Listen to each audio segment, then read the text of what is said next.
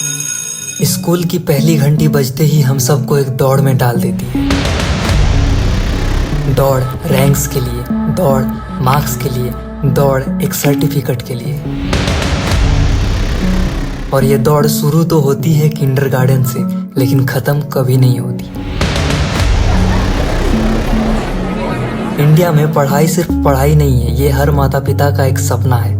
लेकिन क्या आपने कभी सोचा है कि जिस सिस्टम में हम और हमारे बच्चे पढ़ रहे हैं वो सच में उनकी ज़िंदगी को बेहतर बना रहा है या सिर्फ एक रेस में धकेल रहा है? आज हम बात करेंगे इंडियन एजुकेशन सिस्टम की और उसकी हकीकत की। भारत में शिक्षा को हमेशा मोक्ष का मार्ग माना गया है। गांव हो या शहर, हर घर में एक ही उम्मीद रहती है, बेटा इंजीनियर बनेगा, बेटी डॉक्टर बनेगी। पेरेंट्स दिन रात मेहनत करते हैं, लोन लेते हैं सिर्फ इसलिए कि बच्चा अच्छा स्कूल और कोचिंग में पढ़ सके। लेकिन ग्राउंड रियलिटी ये है कि लाखों बच्चे एक ही सपने के पीछे भागते हैं और उनमें से ज्यादातर सपने बीच में ही टूट जाते हैं। जब आपने तैयारी शुरू करी आप कितने साल के थे? सर उस समय हम 18 साल के थे और अभी हम 30 साल के हो गए। 30 साल। पिछले 12 सालों में आपने अपनी ज़िंदगी में क्या किया है? ज़िंदगी में सर पढ़ते गया, डिग्री लेते गया। मैंने 3 सब्जेक्ट में पोस्ट ग्रेजुएट किया, बीएड किया, सीटेट क्वालिफाइड है, नेट क्वालिफाइड है सर। और सीजीएल मेरा एक ड्रीम जॉब था कि हम एक अच्छा नौकरी पाएंगे, रांची की राजधानी में रहेंगे, क्योंकि हम एक गांव से बिलोंग करते थे सर। देखते थे कि लोग इतने अच्छे प्रोफाइल में जॉब करते हैं, तो मेरी भी एक सपना थी, मेरे माता पिता की भी सपना थी। गाँव में हम लोगों को भी बहुत इच्छाएं थी कि ये बच्चा पढ़ने में ठीक है तो पढ़ेगा तो कुछ अच्छा करेगा, समाज के लिए कुछ अच्छा करेगा। मैंने बहुत मेहनत किया, मेहनत के साथ मैंने क्या नहीं सेक्रीफाइस किया। मैं 2 साल से घर भी नहीं गया हूँ आज तक। पूछता हूँ, 12 साल एक लंबा अरसा होता है, इस दौरान आपकी ज़िंदगी में क्या क्या छूट गया? ज़िंदगी में सारी चीज़ छूट गया सर, घर परिवार रिश्तेदार सारे छूट गए। हम लोग को बहुत हीन भावना से देखते हैं लोग, जो भी देखते हैं हम लोग को बहुत हीन भावना से। परिवार रिश्तेदार वाले उतना बात नहीं करते सर। और मैं 2 साल से गाँव में भी नहीं गया अभी तक। दुख है सर, क्या बोलूँ। मैं अपने दुख और पीड़ा को हम किसी पास सामना नहीं कर सकता हूँ सर। बहुत संघर्ष से पढ़ा, ट्यूशन पढ़ा के मैं 2012 से ट्यूशन पढ़ा के अभी तक मैं पढ़ाई किया हूँ और मैं कुछ भी हासिल नहीं कर पाया।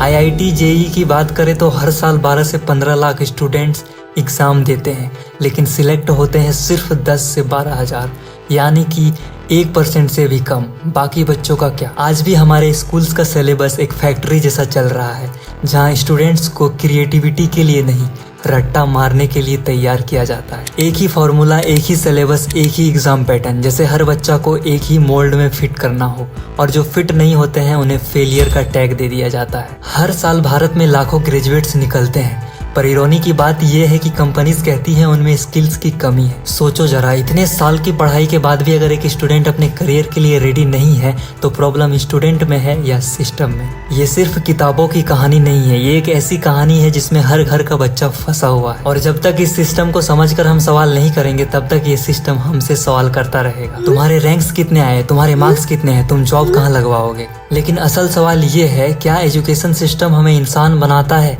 या सिर्फ एक नंबर?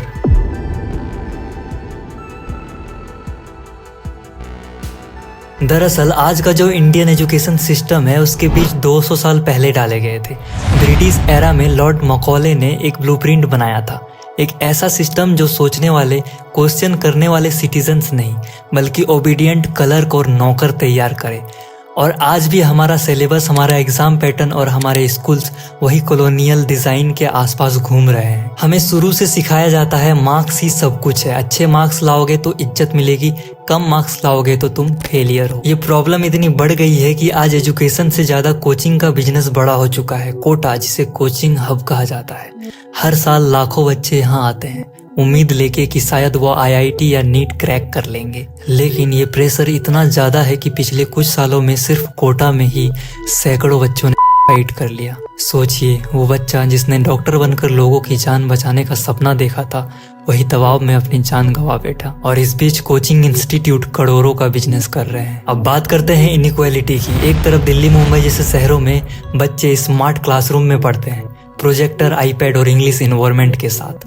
वही गांव में आज भी बच्चे टूटी हुई बेंच पर जमीन में बैठकर पढ़ते हैं। रिजल्ट ये होता है कि डिग्री तो सबके पास होती है, लेकिन प्रैक्टिकल नॉलेज, प्रॉब्लम सॉल्विंग और स्किल्स किसी के पास नहीं। इसलिए हर साल लाखों ग्रेजुएट्स निकलते हैं लेकिन जॉबलेस रहते हैं। रिपोर्ट के हिसाब से इंडिया के 80% इंजीनियर्स एक्चुअली अनएम्प्लॉयबल है, लेकिन पिक्चर पूरी नेगेटिव भी नहीं है। यही सिस्टम ऐसे लोग भी पैदा करता है जिन्होंने पूरी दुनिया में नाम कमाया। सुंदर पिचाई, सताया नदेला, कल्पना चावला और आज भी कई टीचर्स और स्टूडेंट्स अपने लेवल पर बदलाव लाने की कोशिश कर रहे हैं। सरकार ने भी न्यू एजुकेशन पॉलिसी 2020 लॉन्च की है, जिसमें स्किल बेस्ड लर्निंग और फ्लेक्सिबिलिटी पर जोर दिया गया है। स्लोली सही डायरेक्शन में स्टेप्स उठाए जा रहे हैं। तो सवाल ये नहीं है कि इंडियन एजुकेशन सिस्टम पूरी तरह अच्छा है या बुरा।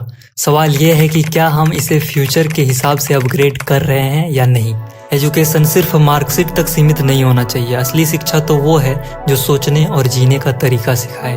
और याद रखिए, टॉपर्स तो हर साल निकलते हैं, लेकिन दुनिया को बदलने वाले वो होते हैं जो सोचते हैं अलग। Education is not about winning a race, it's about learning how to live. और शायद यही वो असली बदलाव है जिसकी हमें सबसे ज़्यादा ज़रूरत है। मैं जानता हूँ कि हम सब ने स्कूल या कॉलेज में कभी ना कभी ये स्ट्रगल फील किया है। अगर आप भी इस बात से कनेक्ट करते हो तो वीडियो को लाइक ज़रूर करें और अपने दोस्तों के साथ शेयर करें। आप इंडियन एजुकेशन के बारे में क्या सोचते हो, कमेंट में अपना राय बताएं। और हाँ, ऐसी ही इन्फॉर्मेटिव वीडियोज़ के लिए चैनल को सब्सक्राइब ज़रूर कर लें।